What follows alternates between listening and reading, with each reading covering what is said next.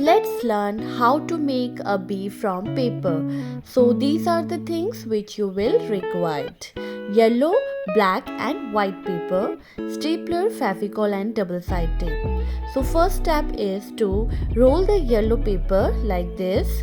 It will become the body of the bee. Second step, you have to make the face of bee like this. Coming to the third step, the black paper is used to make the antennas and using two stripes on the body.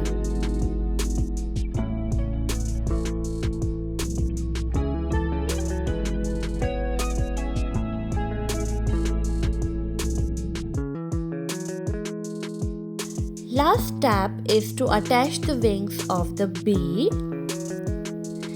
Now my bee is ready to fly. So this is simple way to make a bee and you can use it for class activity. Thanks for watching.